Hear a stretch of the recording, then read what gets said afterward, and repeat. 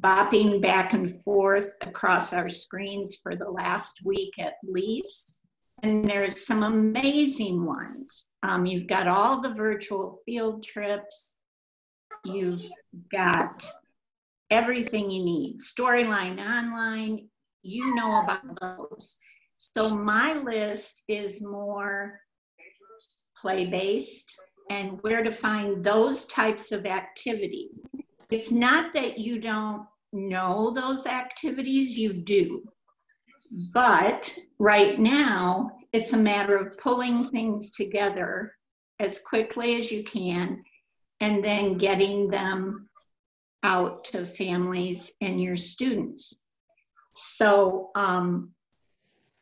I just thought we'd go down the list. You guys ask me questions as we go. If there's anything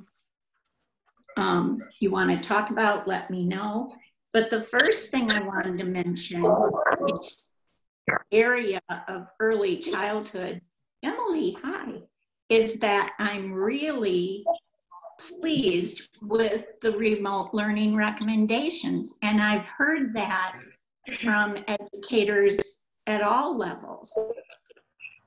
When ISB came out with these, I almost dreaded reading them, but as I started, they did a really great job, a really great job. It's not perfect, but it's very good. So for those of us in early childhood education, when you go to the remote learning recommendations on ISB, I highlighted page 17, first of all. I mentioned that in my handout, because on page 17, they actually give minute recommendations by grade. So let's say you're teaching first to second grade. Their minimum recommendation is 45 minutes a day.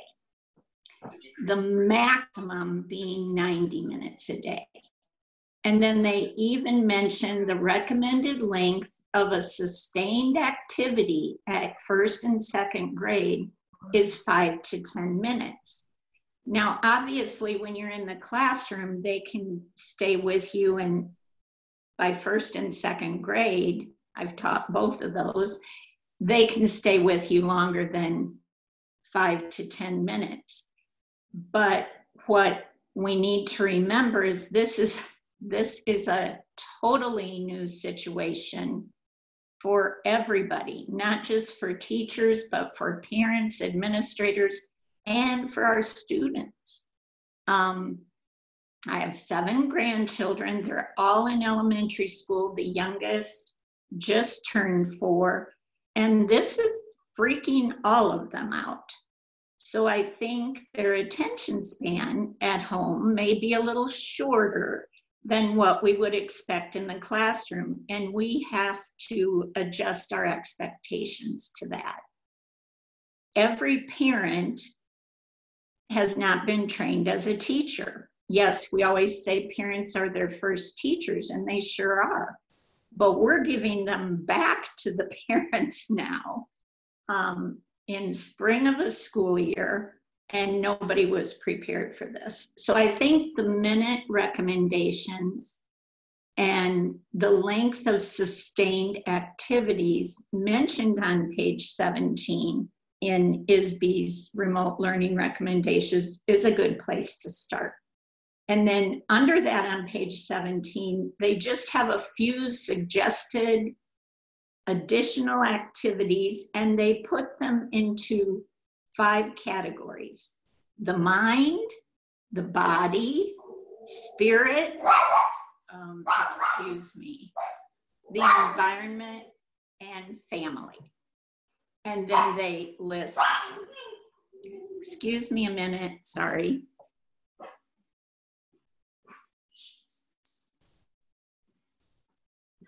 Okay, we also have to remember that our pets are not used to this either. So I like their start there. One of the references in the remote learning recommendations is my second bullet, the National P3 Center with resources for at-home teaching and learning. pre-K through third grade, and that's a great resource for finding activities. Also, every Tuesday morning at 10 a.m., the Learning Technology Center of Illinois offers an early childhood Zoom meeting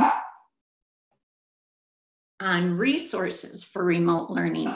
So I put in the link to the notes from the first two meetings. Now, I listened for the full hour, both of the first 2 weeks. And, you know, it's all teachers sharing. The lady Mindy from the Learning Center is facilitating the Zoom meeting, and she has some good ideas. And the ideas won't all be new to you. They certainly weren't all new to me. And I just saw Karen Harris's question. I'm sure that Angie and Krista will send you the handout, Karen. So, but they did have a few new resources, and sometimes it's just nice to be reminded. So those two are the notes from the meeting on March 24th, the notes from the meeting on March 31st, and they're going to continue to have those meetings. I loved that this past week they highlighted Cosmic Kids Yoga. It's not new by any means. I've been using it for a long time, but what's really great about it for parents is that if you put it in as one of your suggested activities, it keeps all ages entertained for about 15 minutes, and it also keeps them quiet. So it's just, and they're using their bodies and they're watching the screen, and it's just a great activity. So I was glad they mentioned that. Peace Out with Jamie. And then they even put in case you've lost yours, the recipe for the puffy sidewalk paint, which keeps kids busy forever on your driveway. So all of those are in the notes. Okay. Should I stop now, Angie, or keep going? Yes, Peggy, can I ask a quick question from the chat? They were wondering if they can connect with the Tuesday morning Zoom meeting by just clicking the link on your documents. No. The document links are for the notes for the past 2 weeks. Okay. But if they go to ltc.org, and you don't have to go in ahead of time, but you can if you want. Go in on Tuesday morning. It brings you right to their schedule page. Scroll down to Tuesday morning, 10 a.m., click it, and you get right into the Zoom. Perfect. You don't have to pre-register at all. Okay. And I also had several people request access to your document, so I have put that up in the chat, and I'll put that at the end of the chat also in case it gets buried in there. I'm also going to go ahead and redo, and then Peggy it's asking for permission to view. So when this is done, if you can go in and just grant permission, we will be able to share it with everyone. We'll also put it in that I shared earlier, the link to the folder. We'll put a copy of it in there too. Okay. And I'm going to re-share those in case those got lost. I'm going to share those right now too, with the links to the sign up in the folder. So. Okay. Yes, Joe, I'll send the link right now. Okay. So I really find that Tuesday morning helpful, and it's just an hour. It's brief, but both weeks, it's reminded me of activities I should have put in my list for my teachers that just I managed to forget, or I hadn't used them in a couple of years.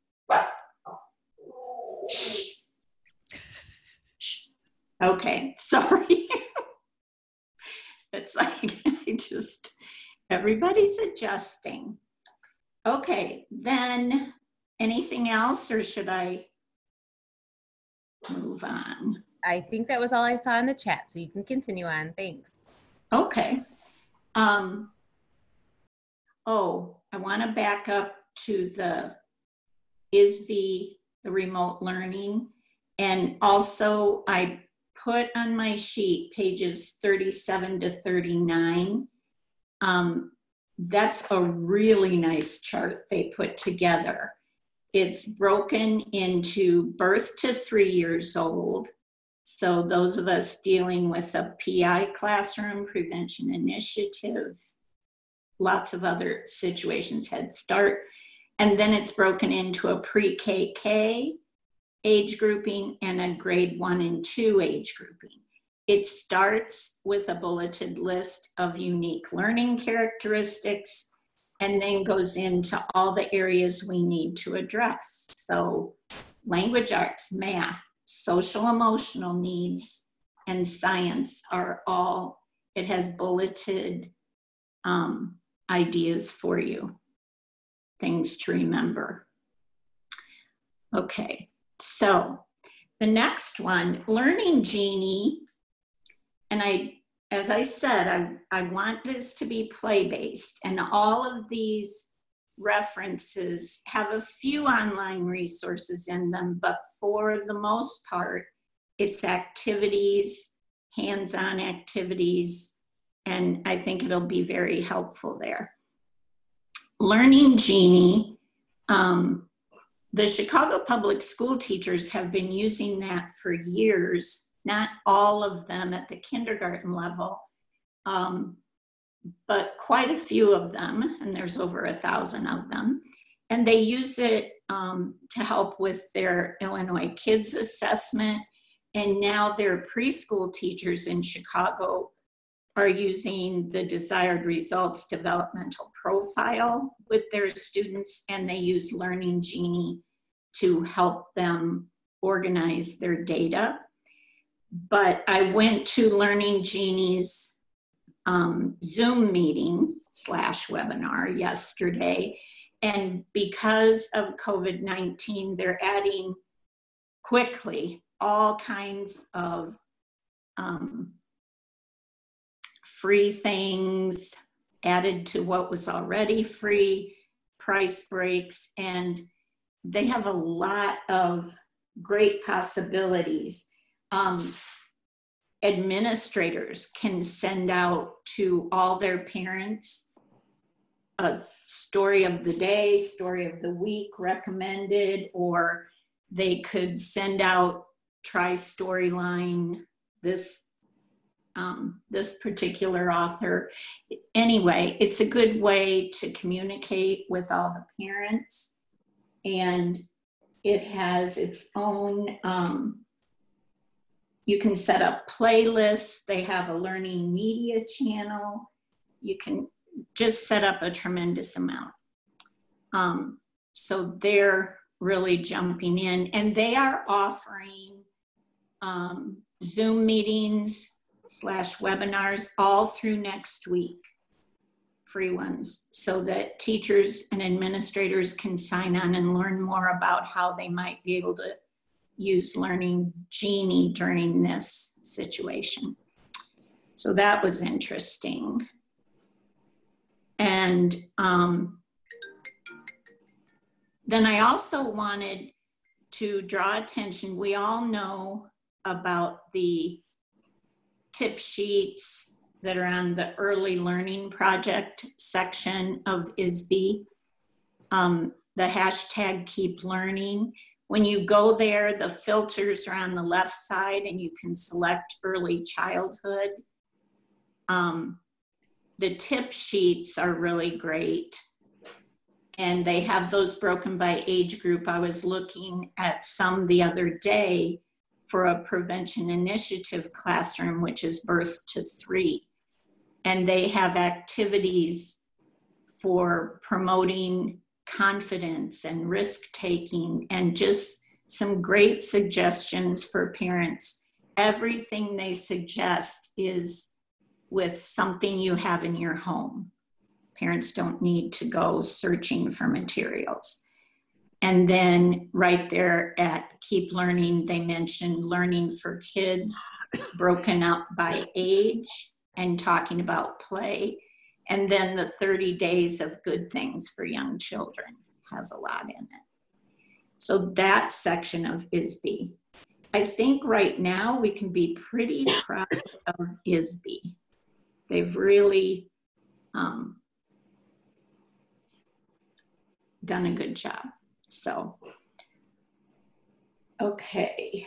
Peggy, can we pause for a second? We can. Can I ask anyone? We've gone through a couple of resources right now. Is anyone who's currently with us? Have you explored or are you using any of these resources? We'd love to hear from you. You'll have to go ahead and unmute yourselves though if you want to chime in. In Rochelle, I personally haven't used these resources yet. Right now we're doing Seesaw with our parents and we're just signing them up.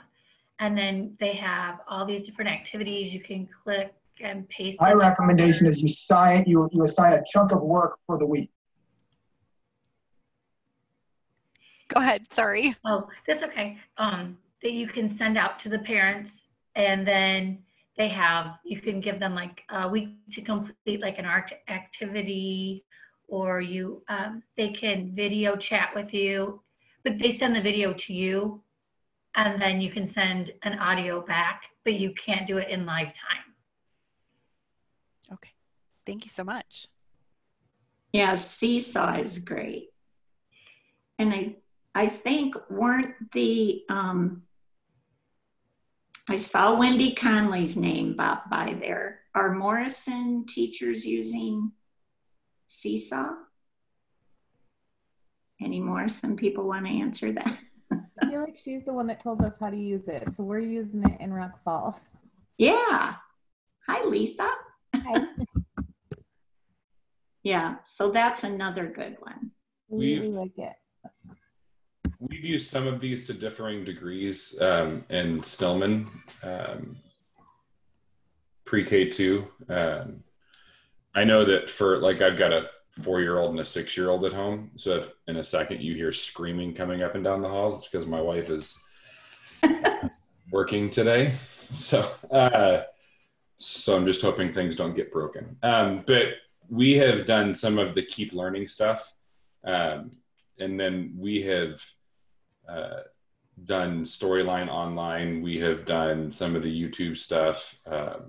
If you do the Dave, oh my goodness, who's the science guy?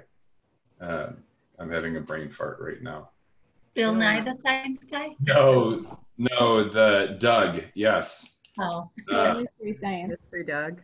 Mystery Doug. They're posting more stuff on YouTube and stuff right now too. And then there's a few artists who have been, I'll have to go see if I can find the links. There's a few artists who have been posting videos on how to draw different things, and they're geared towards our kiddo's age range, right? So I know one of them was Mo Williams, did some of that, and it was drawing the same type of thing. So those have been really good for art as well.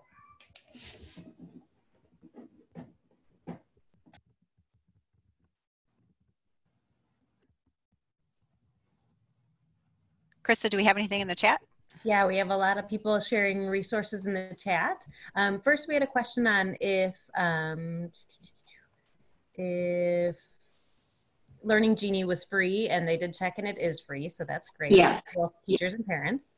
Go Noodle, a great resource for kind of those brain breaks and getting kids and families up and moving and going. Mystery Doug, as I talked about. Dr. Bankos, I've not heard of that one. And Art Hub. Art Hub is similar to what kind of Mo Williams is doing, but is doing it in shorter chunks. His are kind of like a half an hour long, but I've heard these are in much shorter chunks. So, oh, and Brain Pop Junior. So yeah, thanks for sharing all those resources. And if you'd like, pop on and tell us how you're using them. ST Math is also free right now, and ST Math is pretty awesome because there's no language component to it. And our Any pre-K of teachers these- used ST Math, and our K2 teachers use it as well. Do any of these come in Spanish? Does anybody know any Spanish resources? We usually use English and Flash at Rock Falls, but that's on our server, so we can't use that right now. So we're trying Duolingo. So Duolingo? yeah. Okay. So I just pulled up the Spanish version of the 30 Days of Activities. So there are some of these resources that have been translated already. Okay. Thank you. Mm-hmm. Great questions. And I'm not positive. I was trying to check my notes on Learning Genie, but I believe that you can use Spanish with that. I think it's available. I remember seeing that yesterday. So If you are looking for something that's math based, ST Math genuinely has zero language in it. It's all inquiry. The kids figure it out as they're going.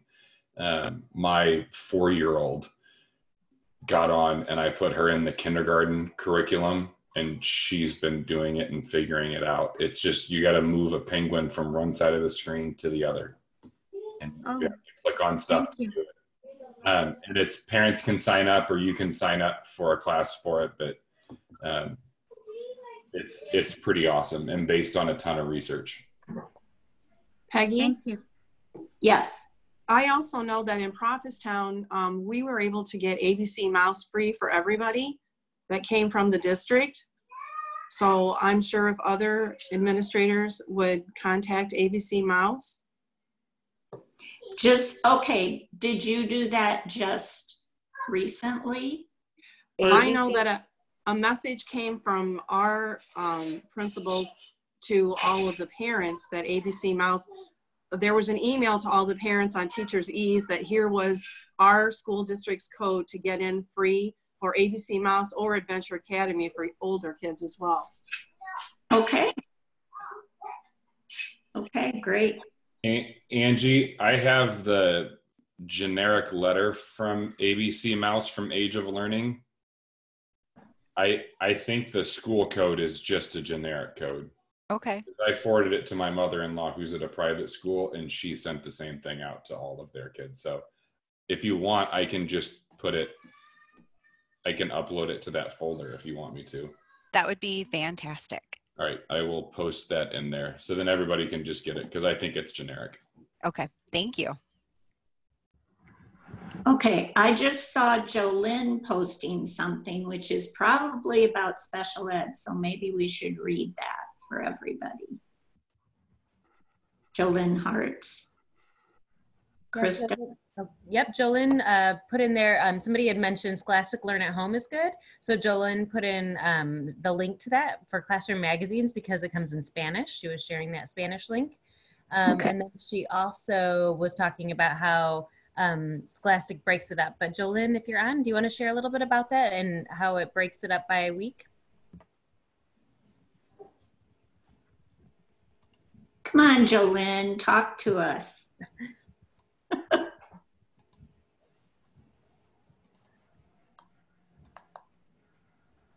Okay, so I haven't played with it very much, but I just went in to explore through Seesaw. However, you can just go to the link. It has, like if you go in for first grade, it has 2 books. You can listen to them, read them. It has activities. It has 3 video links to it. And then there's activities that you can pair with it. So it also breaks it up by day. So it's a 5-day lesson plan with all of that resource that's geared for each grade level all the way up to grade 9. Mm-hmm. And it has a Spanish click, so it's pretty amazing. Thank you. So Peggy, I'm going to throw this out here. you started us off, this morning with kind of talking about we've got a lot of resources, but how do we keep that play-based mindset when we're transitioning to shorter attention spans and kind of planning for that remote learning piece? How is that different, or what things do we need to be mindful of as opposed to maybe what we're doing in our classroom? Okay, I think the main thing is remembering that most of the parents aren't trained teachers. And while all the online resources for students to work online are amazing, I think in our planning for home, we need to remember that the minutes online should be less, or at least not more, than the minutes we ask them to do activities that are not screen related. I think that's very important, which is why I tried to keep my list down to resources that give you activities that don't involve a device. So I looked at the weather, at least for the Sterling area for next week. It looks like things are going to be improving. They will all across the state. It's spring. And I think some of our teachers in Rock Island County were concerned because they're like, okay, if we give them activities and they don't know how to do them, they're going to just go back to the online activities anyway. So it does take a little more effort, but something like the puffy sidewalk paint, give them the recipe, talk about students writing sight words on the driveway in puffy paint, students sounding out words and writing them. We're just going to take our activities and try to put them into a play format.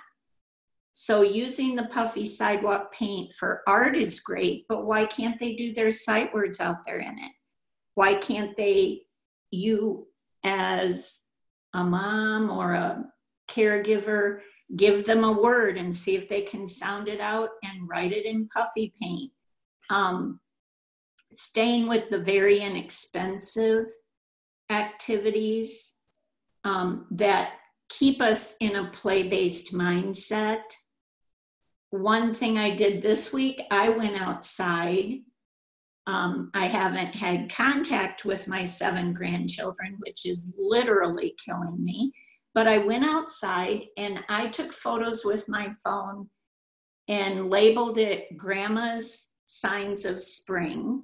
I sent it to my kindergarten granddaughter, my preschool granddaughter, and said, compare Grandma's signs of spring with yours and send Grandma pics of yours. So it's just, it's not second nature to everyone, but it is to us as teachers. So if we can give them ideas, and I think it was Joe who mentioned a chunk of activities for the week, rather than trying to assign certain activities per day, let the parents in this stressful time figure out when they're going to do it and just have a choice board. We're using a lot of choice boards in Rock Island. Like I think it was Joe mentioned, here's a chunk of activities, fit them in this week when you can. Get that time outside, take your spring walk, take photos, go back, pick one and write about it. Just keeping it simple and remembering not to spend too much time online, especially now that the weather's getting nice. Yes, I just saw Joe's comment. Tell parents it's okay to do that. Your kids are learning while they're doing all of this. Yeah, I don't want to cut you off at all, Peggy. I sent a message out to parents. And being a parent too, like my kids got virtually none of their like academic work done that was assigned by their school the last 2 days. But my 6-year-old learned how to ride a bike without training wheels. My 4-year-old found about 30 worms and decided to like worms and figured out the spot where most worms break, and figured out that it was better to carry worms on pieces of paper than in her hand. Like, I mean, we were outside, we did stuff. It was nice. But I think there's a lot of parents who are just so worried and overwhelmed by what we're giving them that they're forcing their kids to stay inside on their computers doing stuff. So I've encouraged our teachers, I've sent a ton of messages to our parents, like remind parents that they're to use their judgment, and that there are 0 learning outcomes that are worth causing additional stress in families. And so whatever we can do that is possible to diminish that stress in families and to allow them to have to enjoy some of this time together, do that as much as you can. And we've also in our choice boards tried to put like good family things. So like when we're having for kindergartners count, we're having them like pick up things in your bedroom and count how many things you picked up and put away. Yep. Joe, I need that choice board for my son. He's 15. Right? Send it to me. Kids are bad at it. My daughter's like, I counted 5. And I'm like, there's about 500 things on your floor. No, that was very well said, Joe. Giving parents permission to do things like that. Telling them how much learning their child will accomplish by doing things with their hands, with their feet, with their body. Everything doesn't need to be online or paper and pencil. And yeah, it's just very important. So Peggy, my big takeaway from our conversation that we've just had in these last few minutes is not only that play-based piece, but that parent communication piece and letting them know it's okay and giving them some structure and some guidance as to, and choice. Yes, the choice boards. And really the choice boards give the families options, but I think it cuts down on teacher stress too. Here are the possible activities. You fit it into your family schedule. It's not me saying every day for 15 minutes, I want your child to be doing this. So it might not turn out that way, depending on the parent's schedule. So the choice for the week, I think is absolutely the way to go. And something came up at home with one of my grandchildren, a first grader. Oh, do we have, Joe, do you have an example of a choice board that you could share? So I'll share a link that has all of our choice boards K2 that we've done. And then we actually made ours, if anyone hasn't seen that huge document that Nicole Zampano from the Learning Technology Center pushed out. I'll share that as well, because there were choice boards from another district that we have modified ours off of, but I'll drop the link to all of that in here. Great, perfect. So Joe is sharing choice boards. Okay, Carrie Ramirez also has an amazing choice board that Dixon's been working on. I think I saw Carrie on here. Carrie, would you like to share? I know, or I could share yours if you would. Did she still on here? Yeah, you can go ahead and share it if you want. Okay. Angie, if you go off share for a minute, I can pull that up and she can talk through it real fast, just because I think I still have it pretty accessible. Give me 1 second. Go ahead and carry on and I'll pull it up real fast.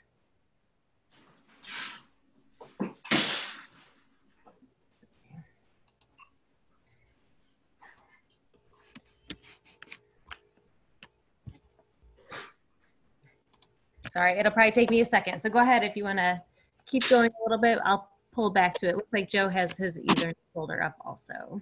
Okay, I'm sorry. I had to let a 14-year-old dog outside. So. I might be able to find it quicker, Krista, if that's fine. Go ahead. You go for it. All right, hold on. So is everyone in Dixon using choice boards then? Or just kindergarten?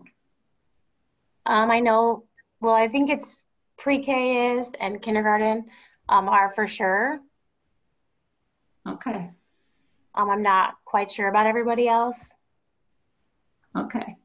Um, And Joe says they're using it K5. That's great. okay. While Carrie's pulling that up, what I was starting to talk about, my first grade grandson had some, oh, there it is. That's very nice. Nicely done. So we just tried to include something, a little bit of movement, a little bit of reading, math, writing, play, a little bit of online, a little bit of not online, actually a lot of not online.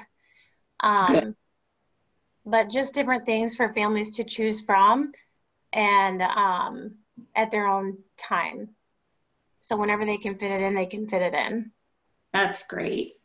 I love that one. And Can the you links are me, Carrie? Yeah, I can send it to you, sure. Or you're giving it, sharing with Krista. Okay. I do have it up in the teacher folder because Carrie was kind enough to share that with us earlier this week. So thank you, Carrie. I appreciate you being willing with me putting you on the spot. No problem. Okay. So one thing, and I'm not being critical of teachers, but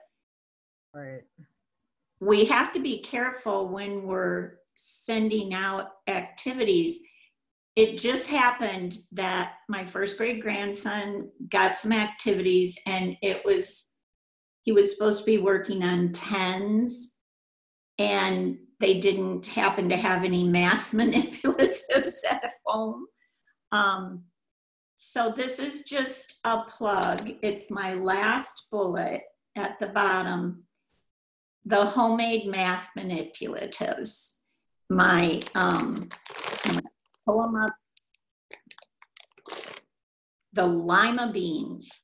And anybody who's gone to any of my workshops knows I bring them to every workshop. It's $1.79, even at Kroger, a bag of large lima beans, spray paint one side, use the bathroom Dixie cups, and those beans can be used for counting. They're great for number families.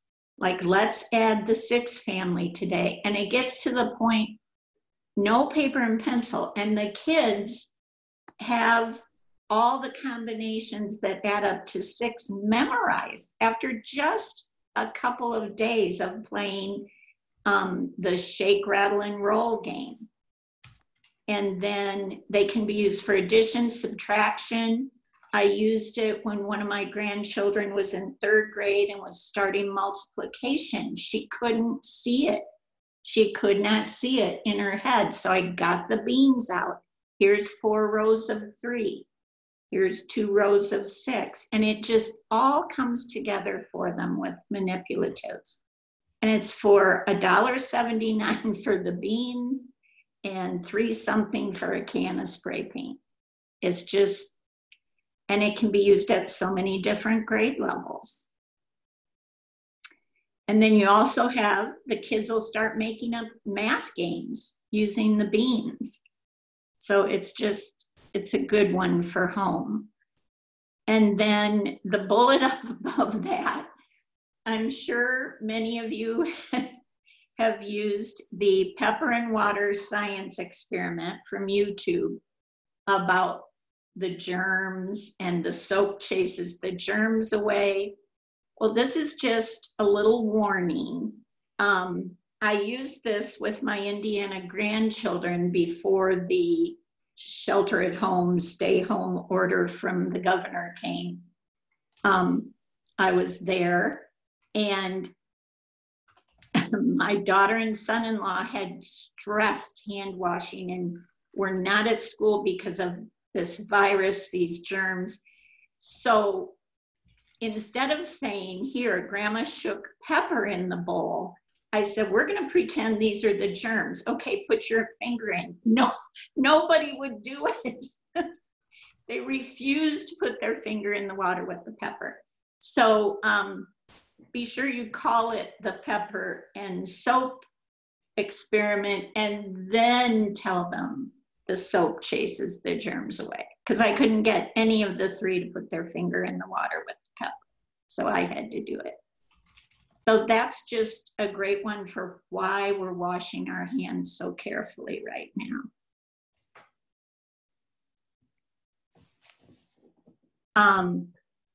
I think I just want to stress again that everything Joe said, we have to give parents permission to be the teacher this way. Remind them that it does not have to be paper and pencil, and really try to stick to the time guidelines. And if the kids want to go longer, fine. But we're not trying to reinvent a classroom at home. That's not the intent. And with pre-K through 3rd grade, we've really, really got to keep it play-based and keep the children stressed down as well as the parents. But one thing I'm noticing on national news and when they interview artists, like John Legend the other day said he has a brand new appreciation for teachers in general, and especially for preschool teachers who keep young ones engaged and learning. He's like, he and his wife are exhausted. He doesn't know how teachers do it. And I've heard that several times on the national news as well. So if nothing else comes out of this that's positive, I think there'll be a renewed appreciation for teachers and educators in general, I hope. So Angie, do you have any comments or questions on the chat room? Let's throw it over to Krista. Okay. All right, I was just writing back. Jolynn had asked where the example of the choice boards are at, Carrie. So if you go into the teacher folder that I just put in, I have it labeled under pre-K through 5 choice boards. So I was just finishing putting that in there. You can access and find Carrie's in there. So thank you for sharing, Carrie. Up above a while ago, Kendra Delgado had shared that she had made homemade some homemade Play-Doh with her family. So I was just going to place the recipe for that in. It's a simple one of things that, except maybe the cream of tartar that most families probably have on hand. So that could be something you could push out to your families because they could do a lot with that also. So I will. And the cream of tartar recipe lasts for months if you keep it sealed. It's absolutely the best. All right. And I think that's all. I think we're up to date after that. So let's open it up to some questions. What are some, you've got Peggy at your disposal. She is highly sought after and has done a lot of work in the area of early childhood and play-based learning. So what questions do you have in thinking about translating this to a remote learning format, ranging from activities to communication with parents to mindset? What questions do you have, or what things are you doing that you'd love to share with everyone? I'd like to hear what everybody's doing, and I'll answer questions if I can.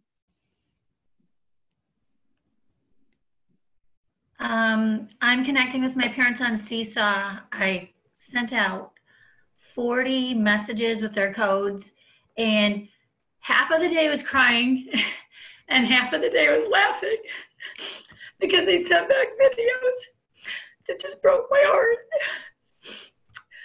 They're like, Mrs. Taylor, I love you. When can we go to school?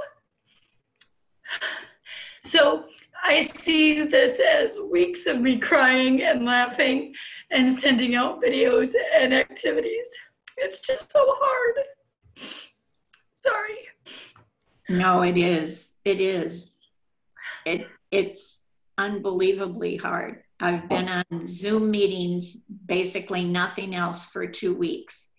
And you're not the only person crying at this point. It's just the kids when they tell me in their little voices and I see their faces, Mrs. Taylor, when can we go to school? Mrs. Taylor, I love you. I miss my friends.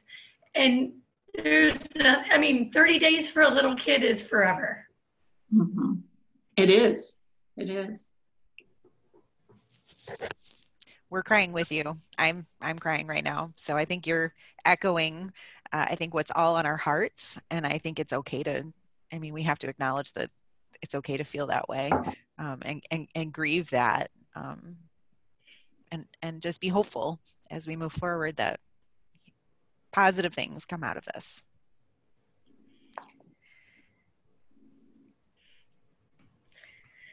I feel better. Okay. Good. Good. We are all in this together. We are all here for each other. So that's the really positive part about all of this. Oh, Debbie, hugs to all of us. Yes, absolutely. Other questions or success stories or things that you're stepping out of your comfort zone to try? Hi, I'm Stacy and I teach in Preschool for All for Dixon. And we had a Facebook page before this all started. So we've been using the Facebook page to read stories and do simple activities. And we're trying to focus on things that the parents have in the home. So just simple things they can pull out of their cupboards, pull out of their drawers, and do with the kids to try to keep it play-based. And we've been having success with that. Not all the parents are on Facebook, but we're still encouraging them to like our page so they can see that. That's great. And that's exactly it. Use what you've got at home. The kitchen cupboard is full of learning tools. We just have to look at them differently.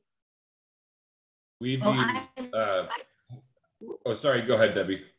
Oh, thanks. Well, I teach second grade, and I got on here because I just need ideas for play-based things instead of paper pens. I teach in Frame Grove. But my co-teacher posted a video for her class of an obstacle course that she made outside. So she set things up that she had around the house, things that pool noodles and stuff like that, and then did a video of herself taking the course. So I did that with my grown daughters, and I asked them to make something for me. So they ended up making a relay race. And it was hilarious. The dog got involved and wouldn't let one of the girls do the activities. And I just posted it yesterday for our parents and asked them if they would do that with their kids and then send me the videos. But we won't be sharing the videos right now. I don't know where to do that. We're not. My district has even said they don't want us to do live videos. I want to see my kids. I miss my kids terribly, and I have done all this training on Zoom, and yet they're not encouraging us to go live, which I'm probably going to do anyway. I just want to see my kids and let them know we're okay. So, but the obstacle course thing I thought was fun, and get your families involved, and we got our dog involved, so that's what we did. Another one for second grade. Oops, who did I interrupt? Oh, I just wanted to ask Debbie real quick, if you recorded it for yourself and posted it, can you share that with me so I can put it on our Facebook page? Sure. Thank you. For second grade, that open-ended STEM activity, you just have a box of bendable straws, make up that homemade Play-Doh, and get some Scotch tape. And you can, if you can do a demonstration video, will they allow you to do that and share with your students? And it's ended here. Okay. And you build, and you could get your grown daughters to do it, because I've done it in a workshop and the teachers come up with amazing creations just with straws, Scotch tape. The Play-Doh has to be used for the base, obviously, because if it's up high, it drags it down.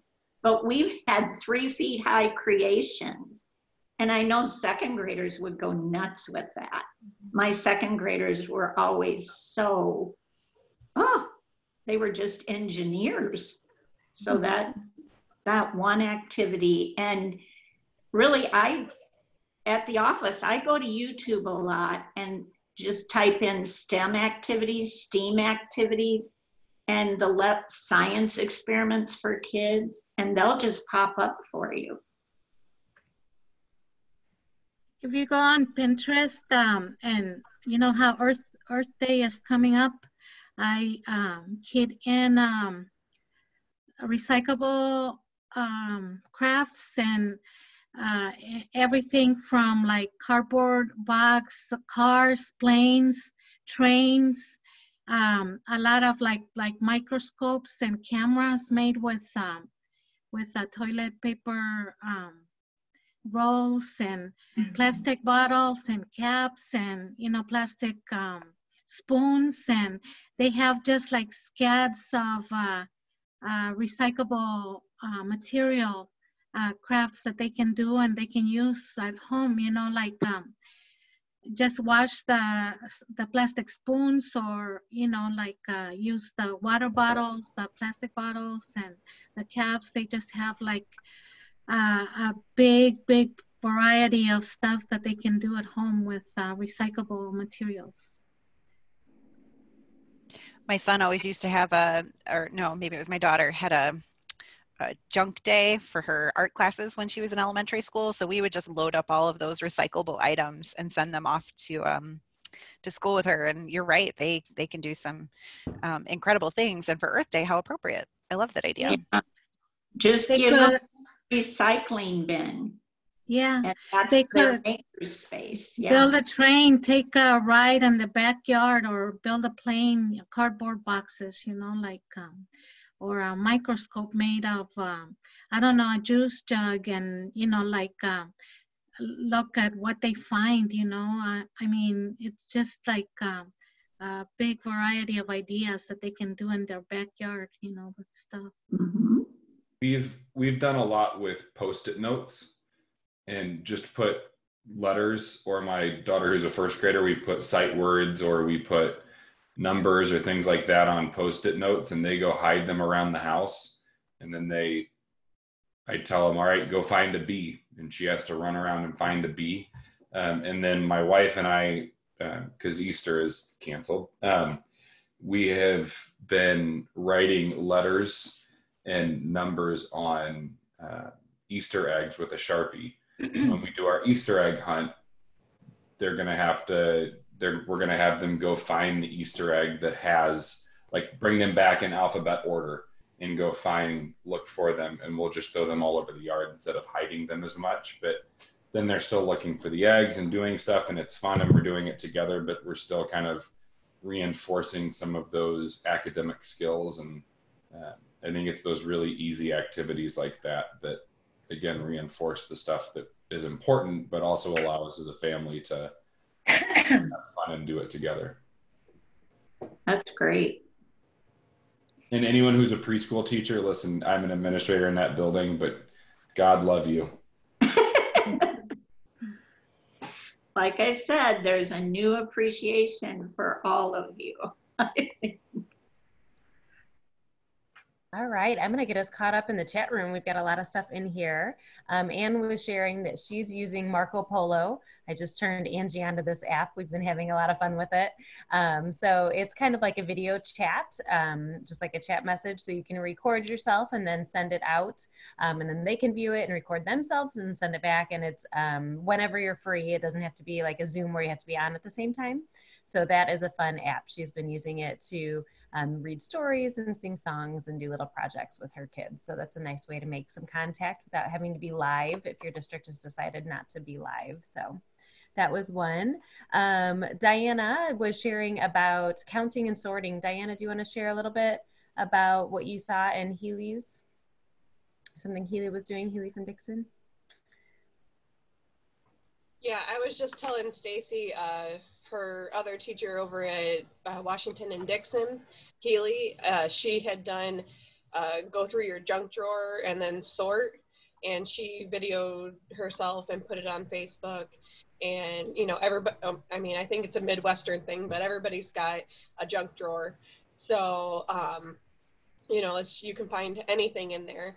And so to be able to do that and then show parents that you don't need to go to the store and purchase a whole bunch of stuff, that you have all this stuff that you can make it, you know, and make do, because a lot of our families are low income.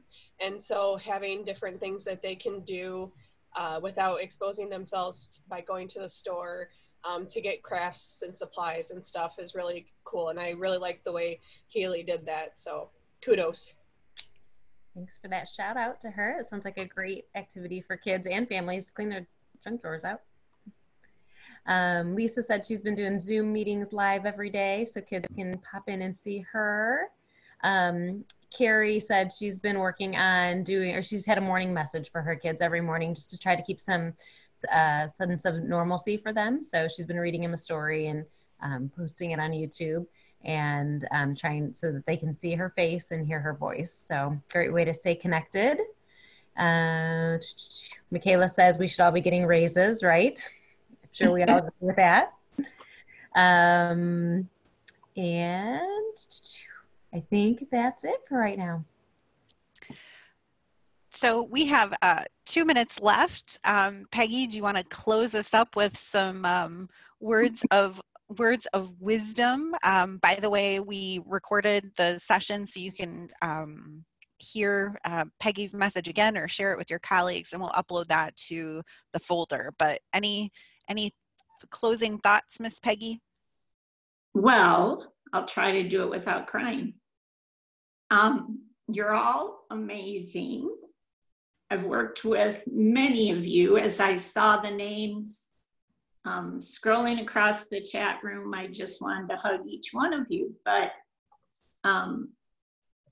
just keep the faith. What you're doing is amazing. All of these activities are wonderful.